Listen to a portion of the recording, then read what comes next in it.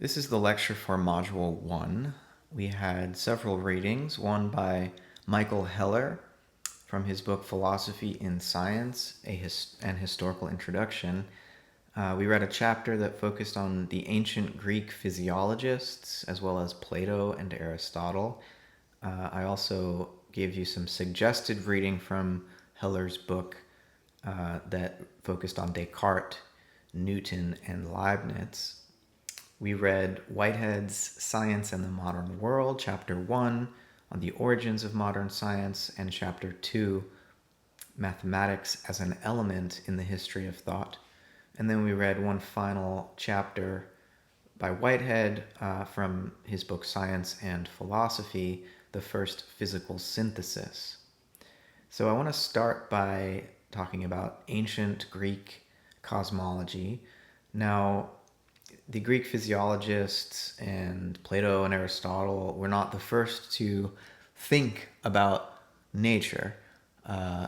You could say that the first cosmologist was a woman who was carving notches on a bone in order to track the lunar cycle as well as her menstrual cycle, and there is actually there is archaeological evidence of this sort of early calendrical practice, this early calendar technology, and it goes back many tens of thousands of years, right? So it's not as though the ancient Greeks were inventing astronomy whole cloth. There were very sophisticated systems.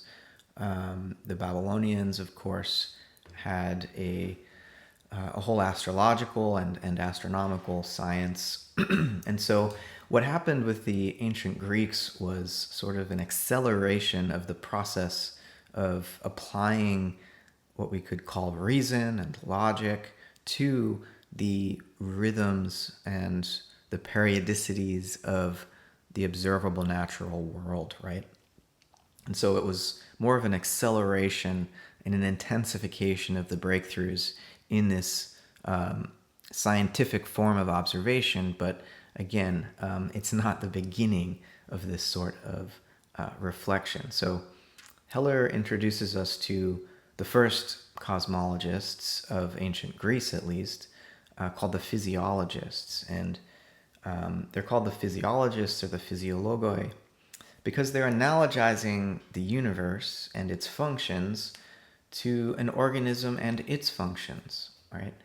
And so, we have thinkers like Heraclitus who said that the universe is an ever-living fire, right? And so for Heraclitus, the element of fire is given preeminence. For Thales, everything is water, right? For Anaximenes, everything is air. For Anaximander, he's beginning to be a little bit more abstract now. Everything is defined as unlimited, right? Or as we would say nowadays, infinite. Pythagoras and the Pythagoreans, of course, thought that everything was made of number, right? And mathematical harmony. It's important to note that for the Pythagoreans, to say that nature is made of math is not to reduce nature to quantities, because the Pythagoreans had a rich qualitative understanding of the meaning of number, right? So 2 is not just 1 plus 1. 3 is not just 3 ones, right? There's something unique, qualitatively unique about 3 or threeness that distinguishes it from 1 or oneness, such that there's something emergent, you could say, about threeness, that it's greater than the sum of its parts. And so each number has this unique archetypal signature, right? And it's a bit different than the more quantitative understanding of number that we have in the modern period. And then, of course, there's the first atomist, you could say, a kind of materialist in our modern sense, Democritus, who said that everything is just atoms falling in the void. Now, what all of these physiologists have in common is, again, they conceive of the universe as analogous to an organism, but they're also searching for the principles which would, or the elementary components which would be at the base of nature and provide an explanation for everything that appears to us. And so, in some ways, you could say they're doing an archetypal analysis, right? They're searching for the origin of things. And for them, cosmos, right, this Greek word, usually it's translated nowadays as order, but it also had this aesthetic connotation for the ancient Greeks. Cosmos referred to a kind of beautiful adornment. And so, yes, it's order, but an aesthetic order, right? So by the time we get to Plato, there is an introduction of a distinction that becomes really central to the further unfolding of science, of natural science. He distinguishes between the phenomenal or appearing world and the ontological world, or for Plato, the real world, right, was this realm of perfect forms, and the sensory world was merely a kind of pale imitation of that real ideal world, right? It's perhaps seems like a contradiction to say that the real world is this realm of ideas, but Plato, as a kind of idealist, is saying that yes, ideas are most real. Nowadays, when we say that's not realistic, we mean something very different, right? Because we live in, I think, what has to be called a nominalistic age, and this sort of scholastic distinction between nominalism and realism is very important, because these are two very different ways of understanding the place of ideas in the universe. For Plato, the universe was given shape and order and allowed to partake in mathematical harmonies because of the ideal realm, because of its participation in the realm of eternal forms. Now, for modern people, under the sway of nominalism, what nominalism means is that what Plato referred to as ideas for us are merely names, they're categories, they're universals, right? So when we refer to horse nowadays, we don't think of an idea of horseness which underlies the possibility of each individual horse. Rather, horse is just a name that we came up with to group these individuals within. So there's a sort of reversal here of priority with nominalism as opposed to this older form of Platonic realism. And this will come up again as we get into Whitehead's scheme. Whitehead is not a nominalist, though he leaves room for this sort of conventions by which we categorize our experience. He still thinks that Whitehead sees a realm of forms that participates in the realm of facts, right? The sensory world. Whitehead's view of the forms is different than Plato's in that Whitehead does not give preeminence to the eternal forms. For Whitehead, what's most real are what he calls actual occasions of experience. So getting a little preview here of Whitehead, but in a way, Whitehead's inverting the Platonic scheme, still recognizing the importance of forms, but for Whitehead, forms become possibilities that are valued and actualized by experience. And so it's our experience of the world of relationship, of embodiment, the sensory world, the world of perception, or what Whitehead calls prehension, that's the world that's most real, right? But you need forms in order to define what's most real about this perceptual world. So we'll get more into how Whitehead inherits Plato later. But in Plato's astronomical or cosmological dialogue, the Timaeus, he articulates what we could call an anthropocosmic perspective. And so, the question in that dialogue, which follows upon the Republic, right, which is where Plato treats his conception of the well-ordered soul in the context of a well-ordered society. The Timaeus follows upon that dialogue because they basically, Socrates and his interlocutors want to understand how it is that the city of Athens came to be, and so to understand that we have to understand how human beings came to be. But to understand how human beings came to be, we have to understand how the whole universe came to be. And so the astronomer Timaeus sets to work trying to describe the birth of the universe.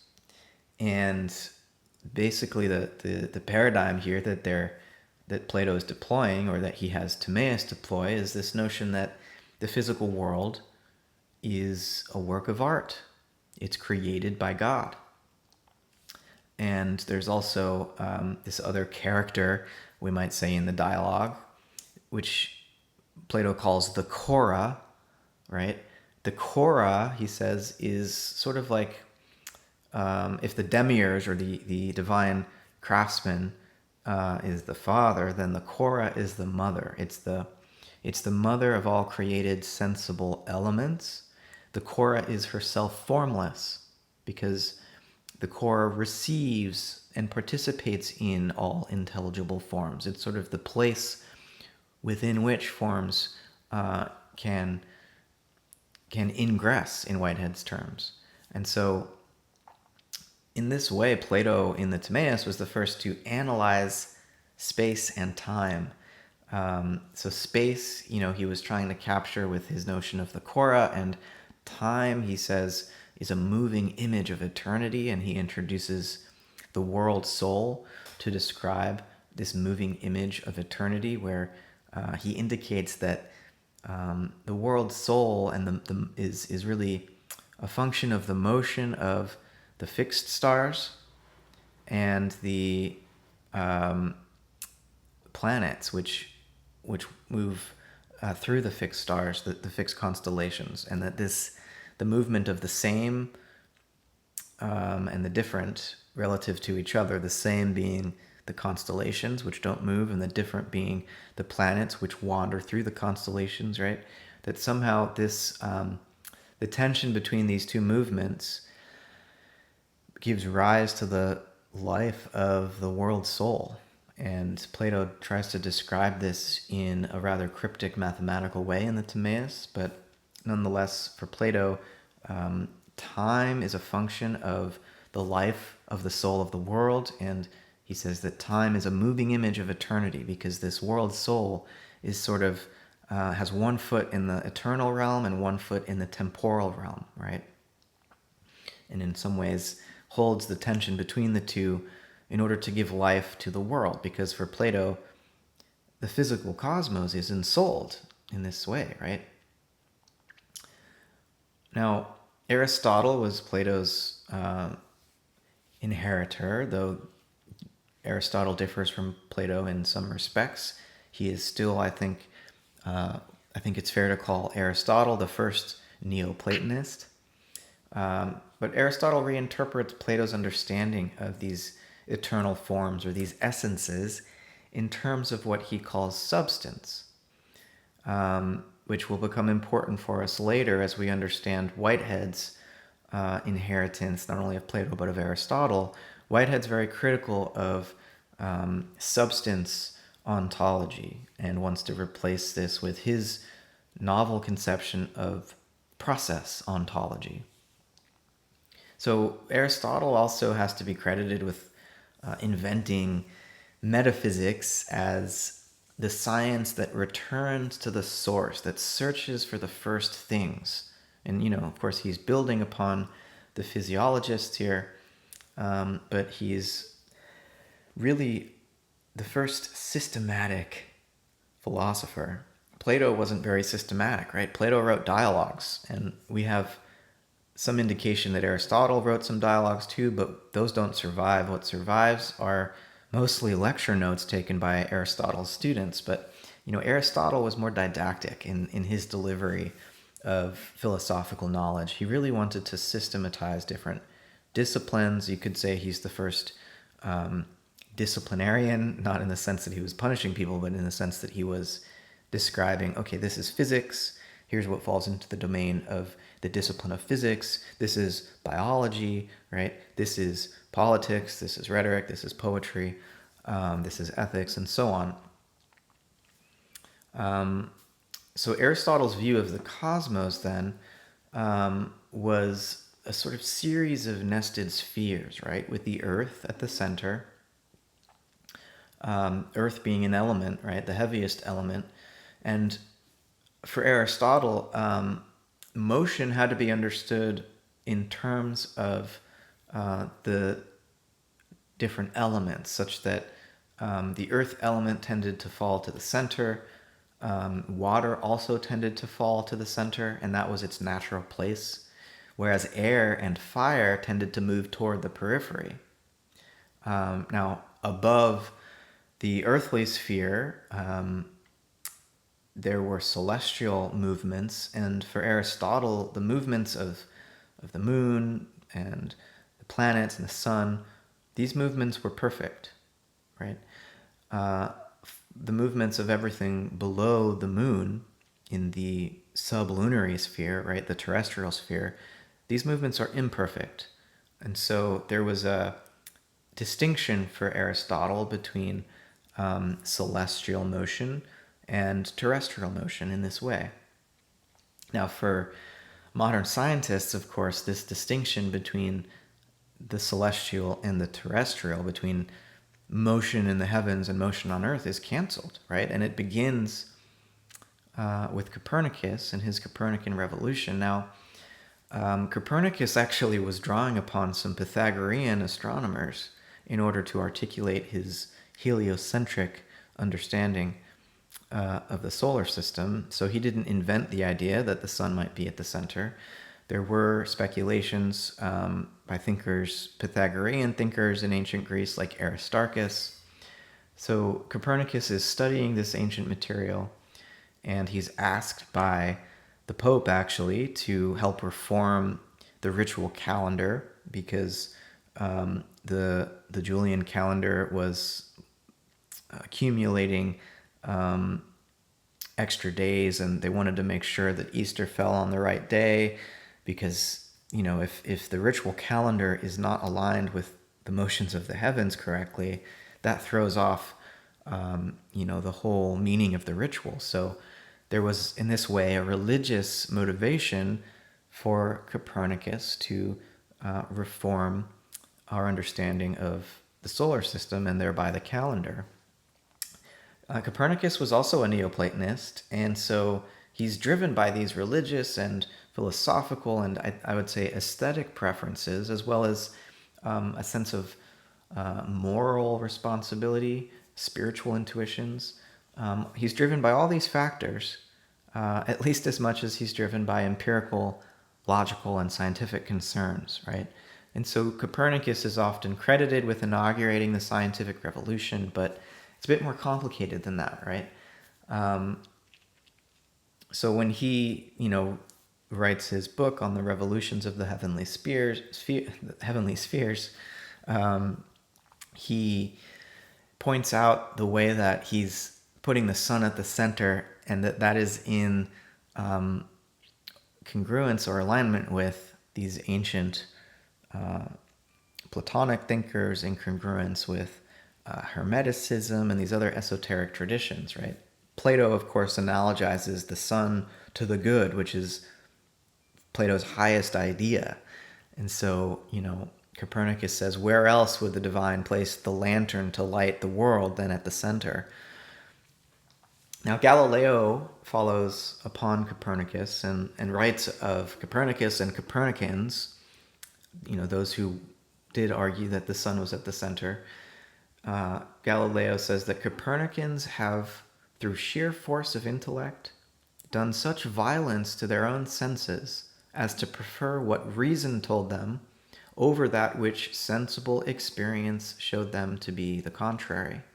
This is what Galileo writes in his famous dialogue concerning the two chief world systems, the Ptolemaic and the Copernican, or the Aristotelian and the Copernican, you could say. Now, why does Galileo say that the Copernicans were doing violence to their senses, preferring what reason told them?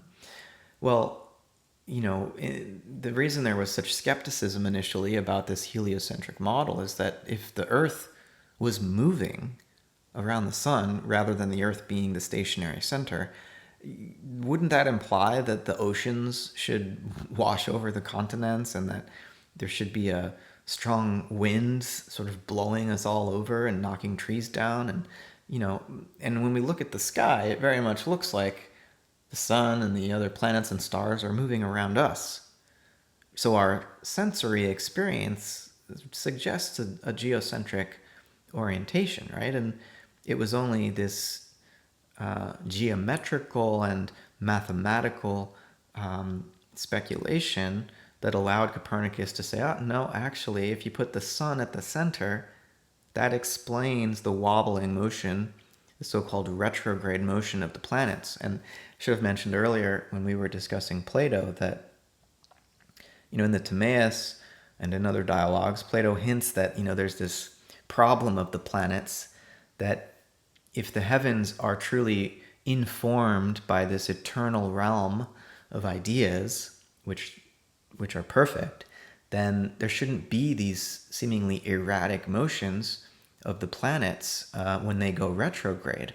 Somehow, and this is the problem Plato set for future astronomers, we need to explain the appearance of disordered motion by reference to geometrical motions that would be perfect circles. And so Ptolemy, the astronomer that really perfected the geocentric model with his epicycles and deferents, circles upon circles, right? He came up with this geometrical model that, as the ancients would say, saves the appearances. Now, Ptolemy and this Aristotelian conception of the universe was a bit more humble than moderns like Copernicus, Galileo, Descartes. Ptolemy didn't think that his model was how the heavens actually worked. How they actually worked was a matter for God to know and for humans to wonder about. But Ptolemy's model is, if you look at it, it's pretty mechanistic already. But Ptolemy wasn't identifying the cosmos with the mechanistic model. The mechanistic model was merely a useful tool to save the appearances, but also to make predictions. And Ptolemy's model is rather accurate in its predictions. Actually, Copernicus's model, because it still had circular orbits and some other issues, was not as predictive as Ptolemy's geocentric model, for almost a century or more, until Galileo, Kepler, and Newton fixed some of the assumptions. Kepler adds elliptical motion, and Newton improves our understanding of the gravitational forces which are moving the planets in their orbits. And so it's only, a century or so later that the heliocentric model is as predictive as the geocentric model was. But what really shifts with the rise of modern science is, rather than the mechanistic model being merely a useful tool to make predictions, thinkers like Descartes are saying, no, nature really is a machine, right?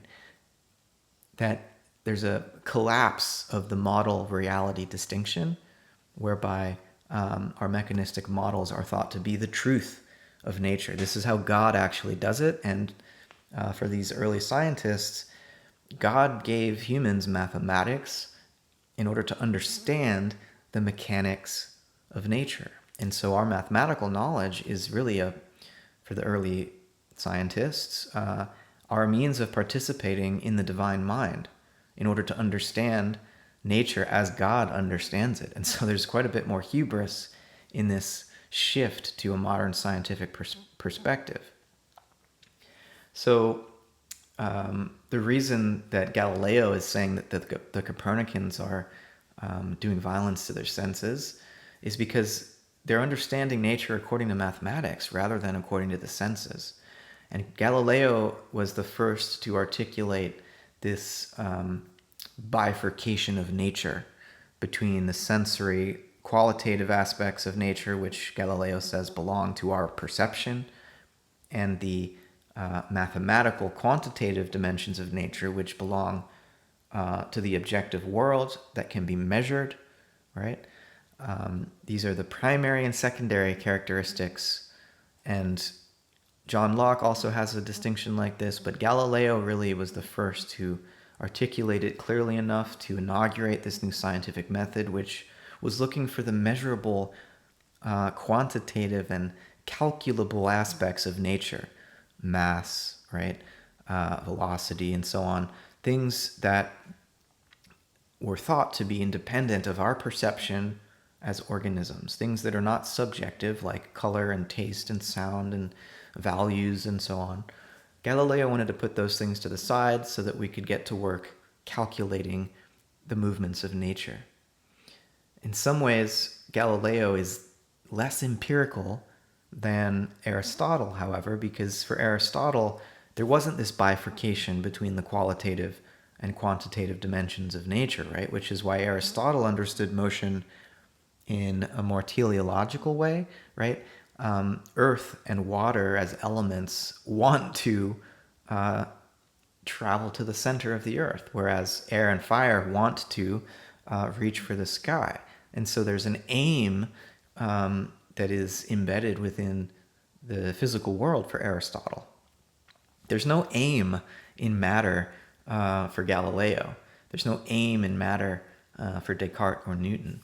So when Aristotle would understand motion, he was understanding it in a more qualitatively rich way that did, at least as far as he was concerned, correspond to his experience of the motion of these elements. When Galileo, on the other hand, devises his experiments, there's a sense in which he's idealizing the motion of matter because he's having to factor out things like friction and air resistance and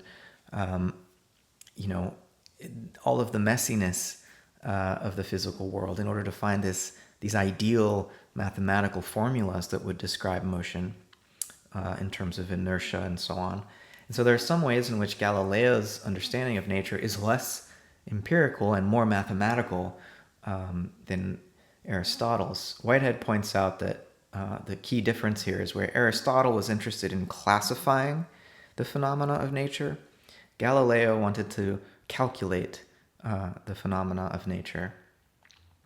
So then Descartes is inheriting Galileo, he's inheriting Copernicus, and really articulating the epistemological consequences of Copernicus's astronomical revolution.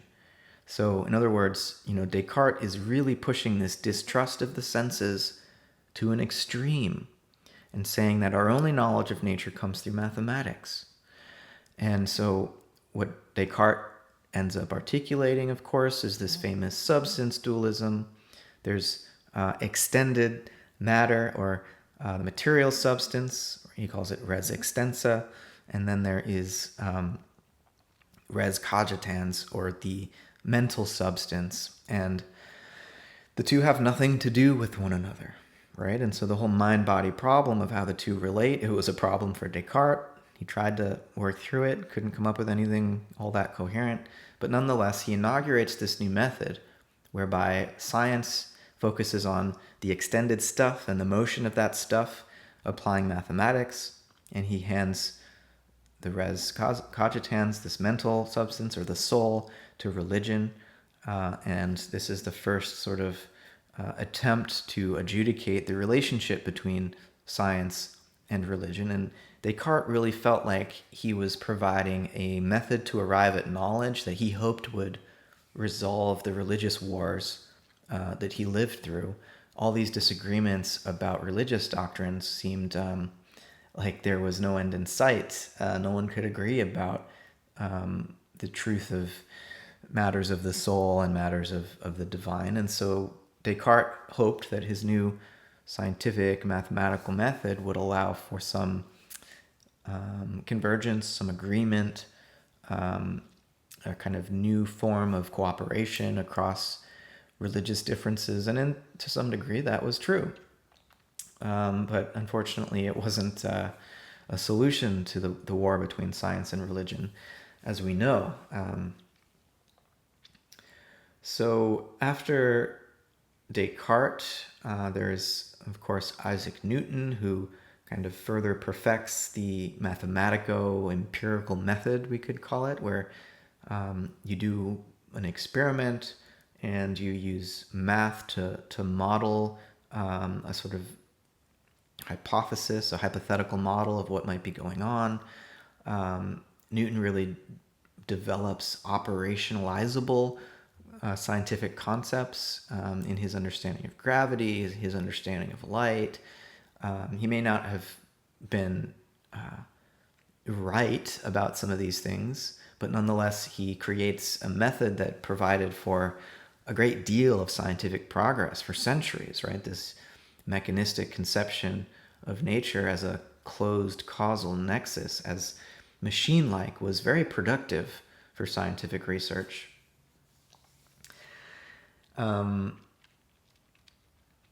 So let's move on now to talk about Whitehead and the chapters from Science in the Modern World.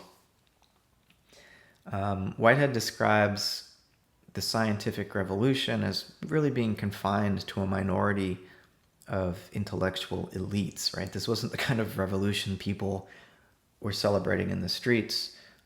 Whitehead says, "Since a babe was born in a manger, it may be doubted whether so great a thing has happened with so little stir," right? And so we're talking about a few intellectuals who were sending letters across Europe, doing these early experiments, developing the math. To call it a revolution makes it seem more of a major world event that was affecting the lives of everyday people.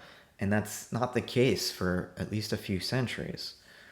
Now, for Whitehead, what's different about modern science is that it's integrating what he calls the stubborn facts with abstract generalizations. He says modern science only arises in Europe because of, as he says, an instinctive conviction in the existence of an order of nature, right? Why is there this instinctive conviction in the existence of an order of nature? Well, for Whitehead, there's a theological background here. There's not only the background provided by the ancient Greeks, who interpreted nature as a kind of dramatic art, right? And so Whitehead says that fate in Greek tragedy became, for the modern scientists, akin to the order of nature. Similarly, the moral order of the Greek world became the natural order. Sorry, I'm having trouble hearing you. Sorry about that. The moral order of the Greek world led to the natural order of modern science. There was a sense that the scientists had that the human being should be able to understand nature because God created nature and created human beings, and God is good, and so God should have given us the ability to know. Now, Whitehead is pointing out the ways that modern science was an advance upon the scholastic rationality of the medieval period, which was kind of rehashing Aristotle for the most part. He thinks that this major shift away from just trying to classify everything to instead calculating and quantifying things was the principal advance that science made, in addition to paying attention to the brute facts in a way that the scholastics and the Aristotelians were not. You know, Aristotle was very empirical, as I mentioned, and you know, took experiment seriously, but didn't notice, as Galileo did, that falling bodies have a uniform rate of acceleration regardless of their mass. Aristotle thought that heavier objects would fall faster. And when you do the experiment, and if you account for air resistance again, that's not the case. Bodies fall at a uniform rate of acceleration. It's 9.8 meters per second. And so Galileo did the experiment, which for thousands of years apparently wasn't done, just to disprove something that Aristotle had claimed. So, in applying this quantitative method to the motions, the rhythms of nature, Whitehead says a paradox is revealed, which is, he says, the paradox is now fully established that the utmost abstractions are the true weapons with which to control our thought of concrete fact. Now, one of the difficulties that arises for modern scientists is the difficulty of induction. David Hume was a empirical skeptic who denied that we have any empirical justification for causation. He said, on the one hand, there's a logical connection among ideas. There's a logical nexus, you could say, and logic and mathematics can produce necessary truths. But causality, the causal nexus, is not equivalent to the logical nexus in the sense that we don't actually perceive any necessary connection between two events in our perceptual experience. We add that. The mind adds that connection. And so, Hume was saying, look, when a scientist says that there is this law of nature that applies necessarily and universally, this is really an association in our own mind rather than something that we have determined is active in nature itself. Now, Hume, of course, he still has this instinct of rationality, Whitehead says. And so despite these inconsistencies in the mechanical worldview, despite his skepticism of causality, he nonetheless thinks that, science is more or less valid and is the best we can do. But Hume's skepticism about induction gives rise to all sorts of problems. It leads to the philosophy of Immanuel Kant, who was attempting to salvage the necessity of scientific law. I'm not going to get into that now. We'll discuss that in later modules. But this problem of induction is one that Whitehead dwells upon because his own philosophy is an attempt to resolve the issue without resorting to the kind of idealism that Kant had to lean on in order to justify causation. So Whitehead says that rationality has a kind of aesthetic basis. He says that thought can penetrate into every occasion of fact, so that by comprehending its key conditions, the whole complex of its pattern lies open before it. So, and this is the reason that mathematics is so valuable. But for Whitehead, sort of hearkening back to the Pythagoreans, mathematics is not merely a quantitative affair. It is aesthetic. He connects it to music, just as Plato did, just as the Pythagoreans did. Mathematics, in a way, is a conceptualization of musical harmony. Mathematical harmony and musical harmony are very closely analogous for Pythagoras, for Plato, as well as for Whitehead.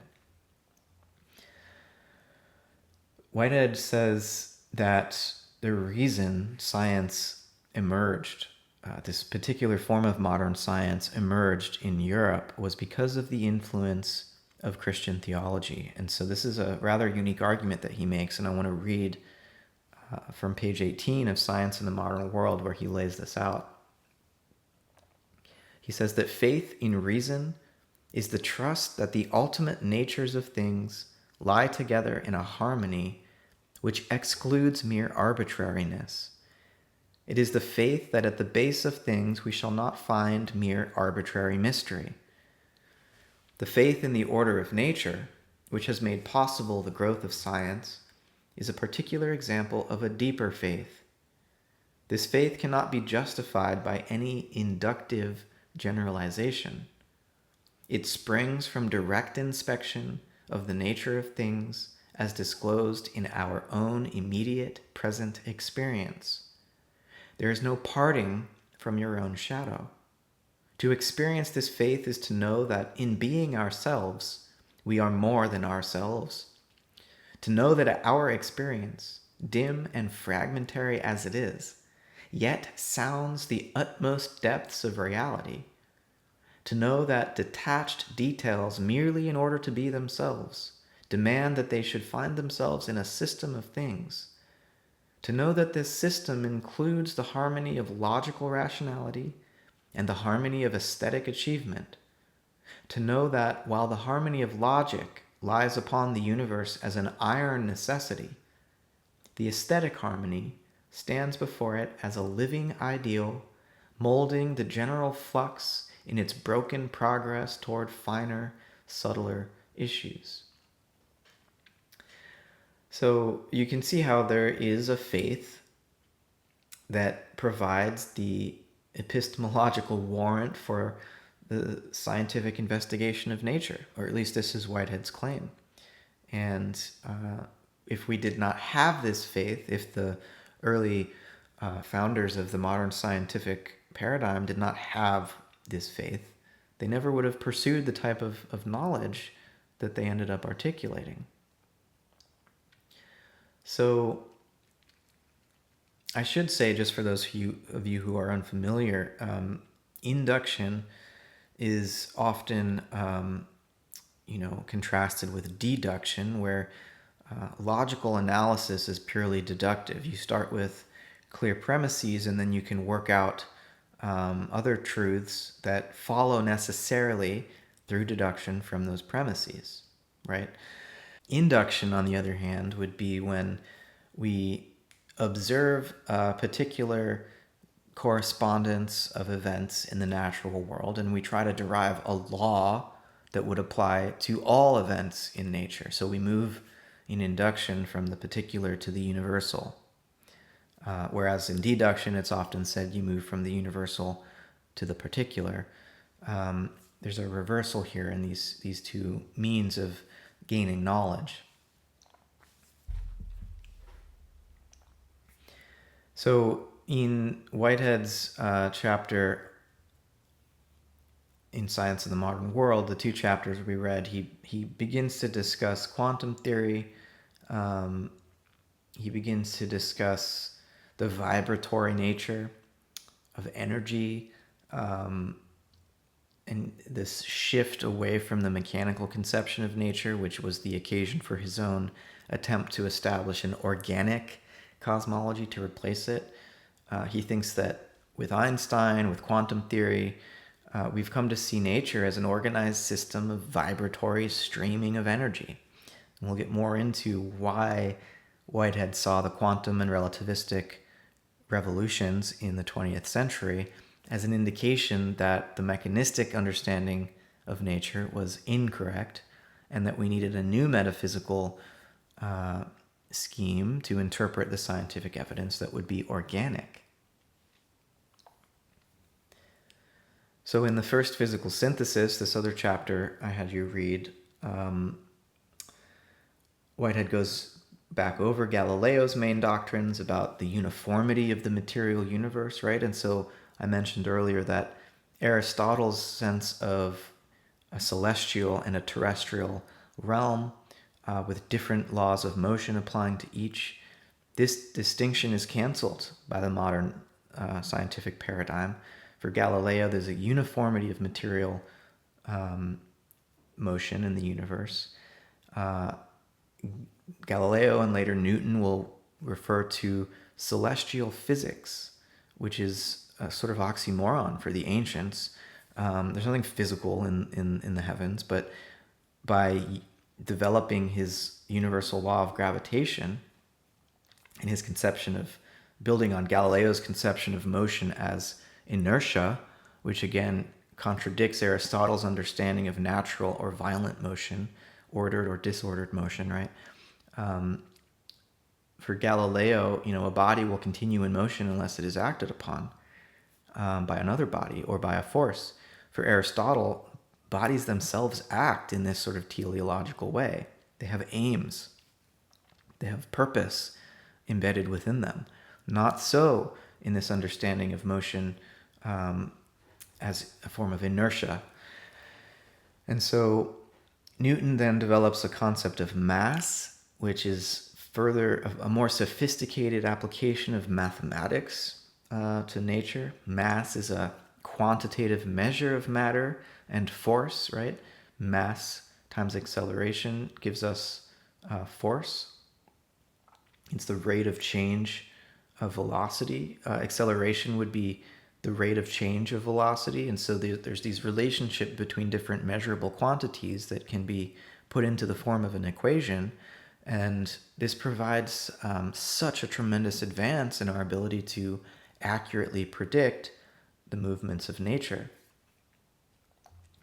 Now, in the 19th century, when Whitehead was studying mathematics and physics at Cambridge University, James Clerk Maxwell, developed the electromagnetic theory, a theory of fields. Now, gradually, towards the end of the 19th century, fields replaced particles as the primary features of nature. And so it was clear that Newton didn't have the whole picture. Whitehead inherits this understanding of the field-like behavior of certain aspects of nature, and we'll see in his mature metaphysical scheme and his cosmology how he builds on Maxwell's understanding of electromagnetic fields. Whitehead begins to hint at what his mature metaphysical scheme will claim. He says that the universe is a sort of compositive process as well as extension, right? And he thinks process is not merely a process in serial time. There's not one timeline, right? As far as relativity theory tells us, there are multiple time systems or space-time systems. And so for Whitehead, process need not mean a sort of linear process. And similarly, space should not be understood merely as extension. We need to recognize the intimate relationship between space and time such that all the concrete facts of nature are really extended processes, right? They're spatio-temporal events, Whitehead will say. So that what nature is made of, in Whitehead's view, again, following from relativity and quantum theory, what nature is made of are events, not particles, that are simply present at an instant, right? But events, which are, he'll refer to them as durational epochs. For nature to manifest, it's going to take us always a certain duration because time is of the I essence. found this on the web. Siri keeps thinking I'm lecturing to him. Sorry about that. So we'll get more into the details of Whitehead's scheme. These are just some some early hints to kind of whet your appetite. But I hope this introduction to some of the key figures and key ideas in the history of science going back to the ancient Greeks, I hope it sets the stage for us to now understand better in subsequent modules the innovations that Whitehead is bringing to bear.